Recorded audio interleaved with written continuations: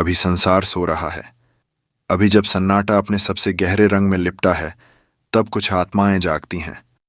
ब्रह्म मुहूर्त वो अलौकिक पल जब ईश्वर के द्वार खुले होते हैं, जब आत्मा अपने मूल स्रोत से संवाद करने को सबसे निकट होती है। यह कोई साधारण क्षण नहीं, ये वह द्वार है जहां से आपकी चेतना ब्रह्म से जुड़ सकती है। परमहंस योगानंद कहते हैं, यदि तुम ब्रह्म मुहूर्त में उठकर मौन और प्रेम से ईश्वर से कहो, हे प्रभु, मैं तेरी ही संतान हूं, मुझे स्वीकार कर, तो सारा ब्रह्मांड तुम्हारी सहायता करने लगता है। लेकिन प्रश्न यह है, क्या आप उस मौन के रहस्य को जानना चाहते हैं? क्या आप उस शक्ति को जगाना चाहते हैं जो ईश्वर की ओर से बहती है? प्रिय साधक, आप यहां तक आए हैं, इसका मतलब है कि आपकी आत्मा जाग रही है। यह कोई सामान्य वीडियो नहीं, यह एक यात्रा है, आपकी आत्मा से आपके ईश्वर से मिलने की यात्रा।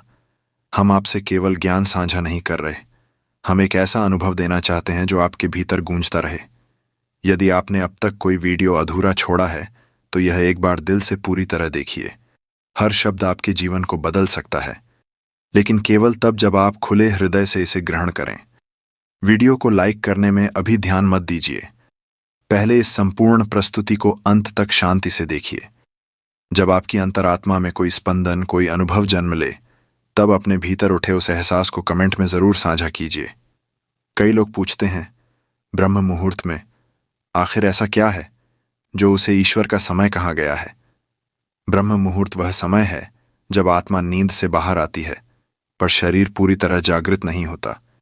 यह वह संधि है जहां ना मन पूरी तरह जागा होता है और ना ही सोया होता है। इस पल में ईश्वर तक पहुंचना आसान हो जाता है, क्योंकि आपका भीतर शांत होता है, और शांति ही वह भूमि है जहां परमात्मा उतरता है। परमहंस योगानंद जी कहते हैं, जब तुम ब्रह्म मुहूर्त में अपने अंतरतम से कोई बात ईश्वर से कहते हो, तो वह केवल शब्द नहीं होते, वे एक कंपन बनकर पूरे ब्रह्मांड में फैल जाते हैं। अब सोचिए, आप यदि ब्रह्म मुहूर्त में कहें, हे प्रभु, तू ही मेरा आधार है, तू ही मेरी शक्ति है, मुझे इस जीवन में तुझसे जुड़ना है, तो यह केवल प्रार्थना नहीं, यह ब्रह्मांडीय आदेश बन जाता है। यही कारण है कि योगानंद जी बार बार कहते हैं, 7 दिन, केवल 7 दिन। अगर आप ब्रह्म मुहूर्त में उठकर प्रेम और पूर्ण श्रद्धा से ईश्वर को पुकारते हैं, तो आप अपने जीवन को नई दिशा दे सकते हैं। लेकिन यहां सवाल उठता है, क्या हम सच में पुकारते हैं या सिर्फ औपचारिकता निभाते हैं? क्या हमारी प्रार्थना में वह सच्चाई होती है जो आत्मा की पुकार में होती है? अब आप सोचिए, जब आप किसी को बहुत चाहते हैं, तो क्या आप उसे औपचारिक ढंग से याद करते हैं, या फिर आत्मा से, रूह से हर सांस में उसकी उपस्थिति महसूस करते हैं? बस यही भाव ईश्वर चाहता है, आपका भाव, आपकी पुकार, आपका समर्पण। ब्रह्म मुहूर्त में जब आप अपनी सारी इच्छाओं, सारे सपनों, सारी उलझनों को ईश्वर के चरणों में रख देते हैं, तो आप स्वतंत्र हो जाते हैं, और स्वतंत्रता ही पहला कदम है सच में कुछ पाने की ओर। यहां एक गहरा सवाल उठता है, हम ईश्वर से मांगते क्या हैं? क्या हम उनसे वस्तुएं मांगते हैं, धन, पद, संबंध, शक्ति, या फिर हम उनसे केवल एक बात कहते हैं, हे प्रभु, मुझे तू चाहिए? योगानंद जी कहते हैं, जो ईश्वर को मांगता है उसे सब कुछ मिलता है। जो संसार मांगता है वह संसार के बोझ के साथ अकेला रह जाता है। अब यह आपके ऊपर है, आप ब्रह्म मुहूर्त में कौन से वचन ईश्वर से कहेंगे? मैं आपको 7 वचन दूंगा, हर वचन को 7 दिन में एक एक दिन सुबह ब्रह्म मुहूर्त में बोलिए। पहला वचन, हे प्रभु, मैं अब तक भूल में था, अब मैं तुझे पहचानना चाहता हूं। दूसरा वचन, तेरी कृपा के बिना मैं शून्य हूं, मुझे अपना बना ले। तीसरा वचन, हे प्रभु, मेरा जीवन तेरे चरणों में समर्पित है, मुझे अपने प्रेम में डूबा ले। चौथा वचन, जो तू चाहता है वही हो, मेरी इच्छा केवल तेरी इच्छा है। पांचवा वचन, हर श्वास, हर विचार अब तेरे नाम में लीन हो। छठा वचन, मुझे भुला दे, बस तुझे याद रहूं मैं। सातवां वचन, मुझे इतना प्रेम दे प्रभु कि इस जीवन में तेरा ही अंश दिखे। जब आप इन 7 वचनों को पूर्ण श्रद्धा, निष्ठा और आत्मसमर्पण से बोलते हैं, तो ब्रह्मांड आपकी ओर झुकता है। ब्रह्म मुहूर्त का समय वह है जब आत्मा और ईश्वर के बीच की दीवारें पतली हो जाती हैं। आपको बस बोलना है, लेकिन बोलना आत्मा से, न सिर्फ जुबान से। और जब इन 7 वचनों का कंपन आपके चारों ओर आभा बनाकर फैलता है, तो अगली सुबह आप एक नए प्रश्न से टकराते हैं, तो क्या यह सब सच है? क्या ब्रह्म मुहूर्त में बोले गए शब्द वाकई ब्रह्मांड को बदल सकते हैं? या यह केवल भावना है? आत्मा की एक कल्पना इस प्रश्न का उत्तर तभी मिलता है जब व्यक्ति अपने भीतर उतरने लगता है।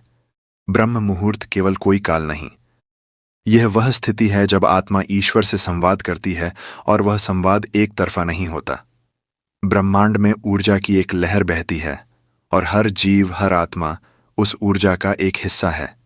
जब आप ब्रह्म मुहूर्त में पूर्ण शुद्धता और श्रद्धा से अपने शब्द बोलते हैं, तो वह ऊर्जा उसी क्षण उत्तर देना शुरू करती है। यह उत्तर कभी किसी व्यक्ति के माध्यम से आता है, कभी किसी घटना के रूप में, और कभी अचानक आपके भीतर की किसी गांठ के खुलने से।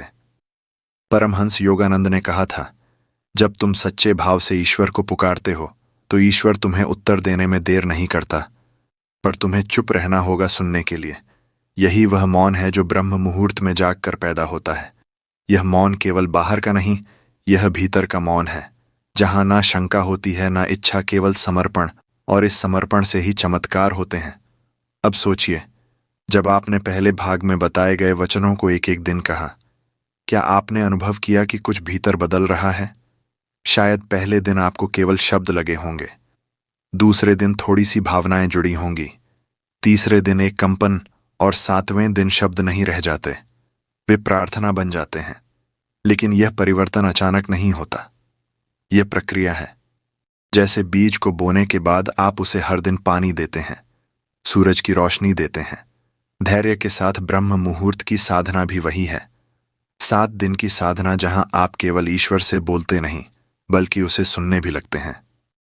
अब एक रहस्य की बात, जब आप सुबह उठते हैं ब्रह्म मुहूर्त के समय, तो आपका दिमाग थीटा और अल्फा ब्रेन वेव की अवस्था में होता है। इस अवस्था में चेतना अर्ध जागृत होती है, और अचेतन मन सबसे अधिक ग्रहणशील होता है। जो भी आप उस समय बोलते हैं, वह सीधे आपके अचेतन में उतर जाता है, जैसे बीज सीधे मिट्टी के भीतर। इसलिए यदि आप नकारात्मक बातें करते हैं तो वही बीज बोते हैं, और यदि आप ईश्वर के वचन बोलते हैं तो ईश्वर के साथ एक सेतु बनाते हैं। अब यह बात केवल आध्यात्मिक नहीं, यह न्यूरोसाइंस भी प्रमाणित करता है।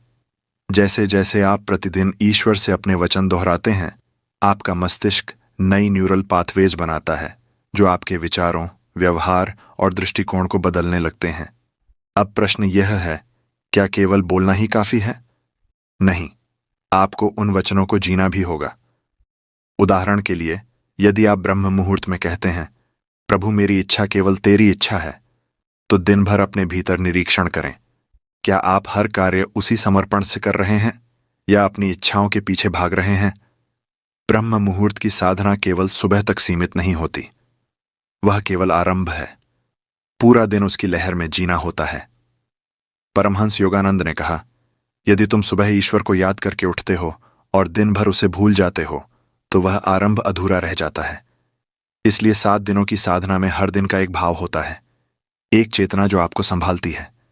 पहले दिन क्षमा, दूसरे दिन समर्पण, तीसरे दिन प्रेम, चौथे दिन औन, 5वें दिन शक्ति, छठे दिन आनंद, 7वें दिन एकत्व। जब आप हर दिन एक भाव के साथ जुड़ते हैं तो वह केवल सोच नहीं, आपकी जीवित अनुभूति बन जाती है।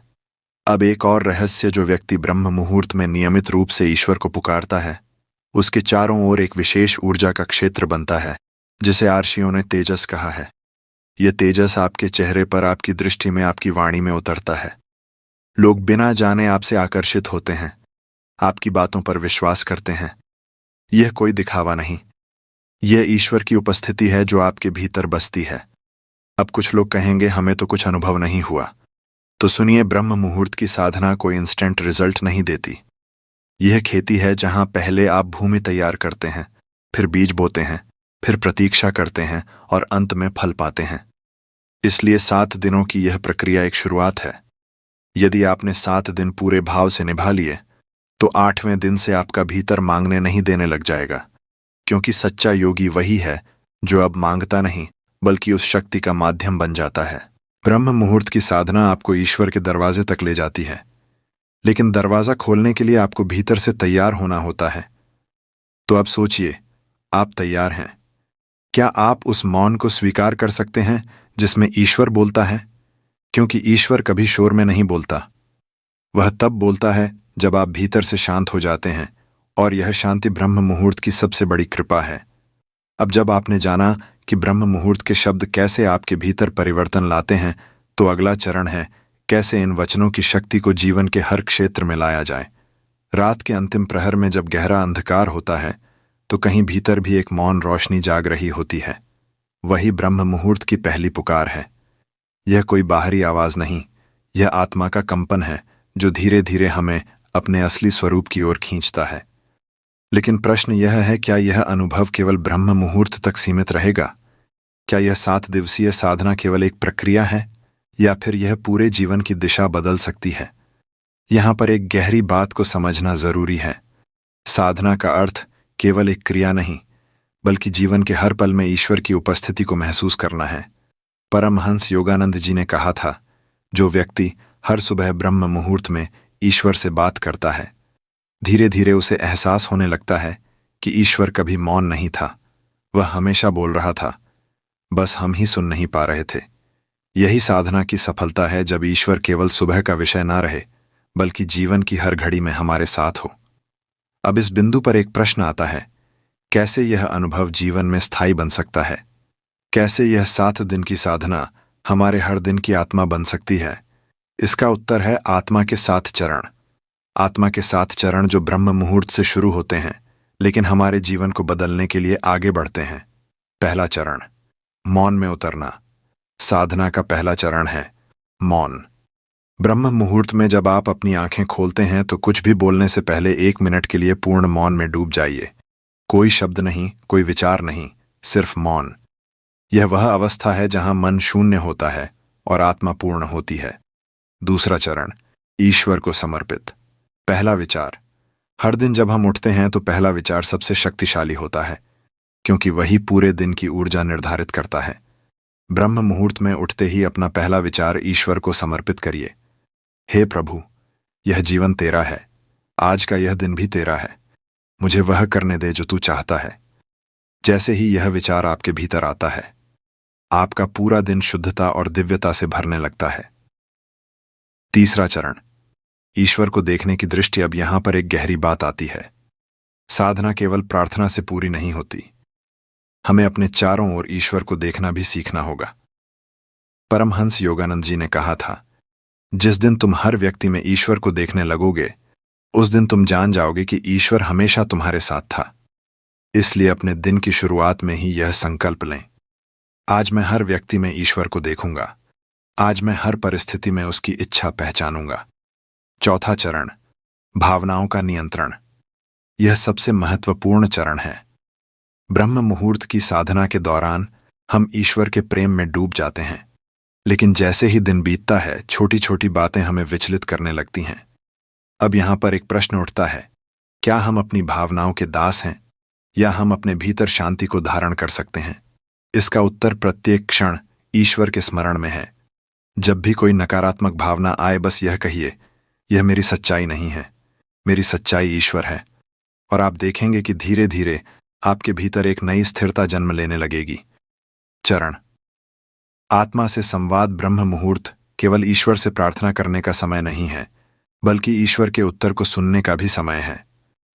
परमहंस योगानंद जी कहते थे, यदि तुम ईश्वर से बात कर सकते हो, तो क्या ईश्वर तुमसे बात नहीं कर सकता? लेकिन उसके लिए हमें भीतर की आवाज को सुनना सीखना होगा। हर दिन ब्रह्म मुहूर्त में उठकर प्रार्थना के बाद थोड़ी देर आंखें बंद करके बैठिए। किसी शब्द की अपेक्षा ना करें, बस मौन में सुनने का प्रयास करें। कई बार उत्तर शब्दों में नहीं आता, बल्कि एक भावना, एक संकेत, एक शांति की लहर बनकर आता है। छठा चरण, दिन भर का आत्मस्मरण। ब्रह्म मुहूर्त की साधना को दिन भर जीवित रखने के लिए हर घंटे कुछ सेकंड का मौन लें और कहें, प्रभु, मैं जाग रहा हूं, मैं तुझे देख रहा हूं, मैं तुझे महसूस कर रहा हूं। यह छोटा सा अभ्यास आपके भीतर एक स्थायी जागरूकता को जन्म देगा। 7वां चरण, रात्रि समर्पण। साधना की पूर्णता तब होती है जब हम रात को सोते समय अपना पूरा दिन ईश्वर को समर्पित कर देते हैं। रात में सोने से पहले कहिए, हे प्रभु, आज का दिन तेरा था, कल भी तेरा होगा, अब मैं तेरी गोद में सोता हूं। जब दिन की शुरुआत ईश्वर से होती है और अंत भी उसी में होता है, तो जीवन स्वयं ईश्वर बन जाता है। अब आप सोचिए, क्या यह 7 दिवसीय साधना थी, या यह जीवन की नई दिशा थी? जो इसे केवल 7 दिन के लिए करते हैं वे एक अनुभव प्राप्त करते हैं, लेकिन जो उसे हर दिन करते हैं वे परिवर्तन प्राप्त करते हैं। परमहंस योगानंद जी ने कहा था, यदि तुम ईश्वर को पुकारते रहो तो एक दिन वह उत्तर देना शुरू कर देगा, और जब वह उत्तर देता है तो जीवन में अंधकार का कोई स्थान नहीं रहता। तो अब प्रश्न यह है, क्या आप अपने भीतर उस उत्तर को सुनने के लिए तैयार हैं? अब जब हमने समझा कि ब्रह्म मुहूर्त की साधना कैसे पूरे जीवन का हिस्सा बन सकती है, तो अगला प्रश्न उठता है, क्या यह साधना केवल मानसिक है या इसका प्रभाव हमारी भौतिक दुनिया पर भी पड़ता है? कई लोग यह मानते हैं कि साधना एक व्यक्तिगत अनुभव है जिसका संबंध केवल आत्मा, मन या भावनाओं से होता है। लेकिन जब साधना सही ढंग से, पूरी श्रद्धा और निरंतरता से की जाती है तो इसका असर केवल भीतर तक नहीं रहता, बल्कि यह हमारे कर्मों को, संबंधों को, धन को, स्वास्थ्य को, भाग्य को, यहां तक कि पूरे जीवन के घटनाक्रमों को बदलने लगता है। आपने सुना होगा, जैसे सोचोगे वैसे बनोगे, परंतु यह पूरा सत्य नहीं है। सत्य यह है, जैसे कंपन में रहोगे वैसा ही जीवन बाहर प्रकट होगा। और ब्रह्म मुहूर्त की साधना का मूल उद्देश्य यही है, आपके भीतर के कंपन को दिव्यता से भर देना, ताकि बाहर की दुनिया स्वतः बदलने लगे। अब इस गढ़ सत्य को हम गहराई से समझते हैं। साधना कैसे हमारे जीवन के 7 भौतिक क्षेत्रों को प्रभावित करती है। पहला क्षेत्र भाग्य का परिवर्तन। कई लोग कहते हैं भाग्य बदल नहीं सकता, लेकिन यह अर्ध सत्य है। भाग्य 2 प्रकार का होता है, एक स्थूल भाग्य जो अतीत के कर्मों से बना है, 2 सूक्ष्म भाग्य जो वर्तमान के विचार, भावना और साधना से बनता है। ब्रह्म मुहूर्त में जब आप एकाग्र होकर 7 दिन तक यह वचन लेते हैं, मेरी हर भावना, मेरा हर विचार प्रभु की उपस्थिति में जाग रहा है, तो यह केवल एक वाक्य नहीं रहता, बल्कि यह एक ऊर्जा की ध्वनि बन जाता है जो सूक्ष्म जगत में आपके पुराने कर्मों के प्रभाव को बदलने लगती है। क्योंकि ऊर्जा से ऊपर कोई भाग्य नहीं, और ब्रह्म मुहूर्त में उठने वाला व्यक्ति भाग्य नहीं, ऊर्जा को नियंत्रित करना सीख जाता है। दूसरा क्षेत्र धन और समृद्धि। यह बात सामान्य रूप से स्वीकार की जाती है कि धन केवल मेहनत से नहीं आता, बल्कि एक विशेष चेतना की आवश्यकता होती है। ब्रह्म मुहूर्त की साधना के दौरान आपका मन जब शांत होता है और आप प्रभु से संवाद कर रहे होते हैं, तो आपके भीतर एक स्वीकृति की तरंग चलती है। आप कहते हैं, जो मेरे लिए उचित है वह मेरी ओर आएगा। मुझे किसी वस्तु का लोभ नहीं, केवल तेरा आदेश चाहिए। और जैसे ही यह भावना पूरी ईमानदारी से प्रकट होती है, आपके आसपास के कंपन बदलने लगते हैं, आपके घर की ऊर्जा बदलने लगती है, आपके कार्य में सहायक लोग जुड़ने लगते हैं। बिना मांगे वह मिलना शुरू हो जाता है जो वर्षों की मेहनत के बाद भी नहीं मिलता था। यह ब्रह्म मुहूर्त की साधना का वह अदृश्य पक्ष है जहां चेतना के स्तर पर समृद्धि आकर्षित होती है। तीसरा क्षेत्र संबंधों में प्रेम और शांति। आज संसार में सबसे अधिक पीड़ा रिश्तों की है। कोई माता पिता से दूर है, कोई जीवन साथी से पीड़ित, कोई बच्चों की उपेक्षा से दुखी। पर क्या कभी आपने सोचा, क्या यह सब हमारे विचारों की ऊर्जा का प्रतिबिंब है? जब आप ब्रह्म मुहूर्त में प्रतिदिन प्रार्थना करते हैं, हे प्रभु, जो भी मेरे जीवन में आया है वह तेरा भेजा हुआ है, मुझे उसके प्रति प्रेम और करुणा की भावना दे, तो धीरे धीरे वह कंपन आपके संबंधों में बहने लगता है। आपका क्रोध मिटने लगता है, आपके भीतर की कड़वाहट गलने लगती है, और जो वर्षों से दूर था वह स्वयं लौटने लगता है। यह कोई चमत्कार नहीं, बल्कि वह सूक्ष्म प्रक्रिया है जो प्रेम की तरंगों से संबंधों की गांठ खोल देती है। चौथा क्षेत्र स्वास्थ्य और शरीर। अब बात करते हैं शरीर की, क्योंकि साधना का मतलब यह नहीं कि शरीर उपेक्षित हो, बल्कि शरीर को साधना का मंदिर बनाना चाहिए। ब्रह्म मुहूर्त का समय वह है जब आपकी शरीर घड़ी, बायोलॉजिकल क्लॉक, अपने उच्चतम संतुलन पर होती है। इस समय किया गया ध्यान, श्वास पर किया गया नियंत्रण और भीतर से निकली सकारात्मक भावना शरीर की हर कोशिका को ठीक करना शुरू कर देती है।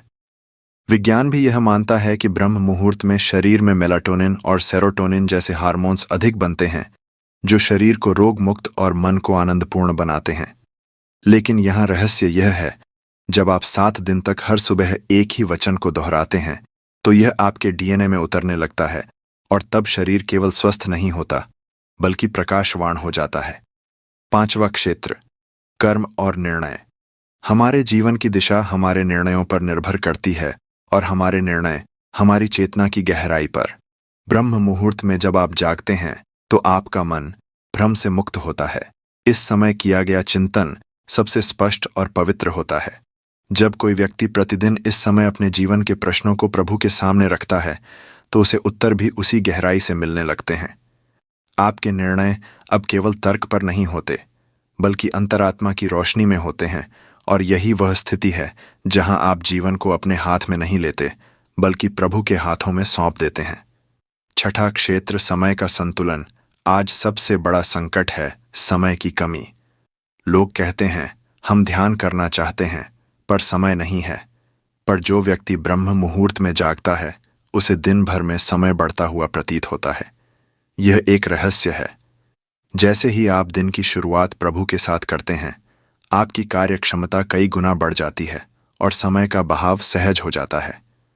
जो लोग 7 दिन तक यह प्रयोग करते हैं वे पाते हैं कि उन्हें काम करने में तनाव नहीं होता, बल्कि समय झुकता चला आता है।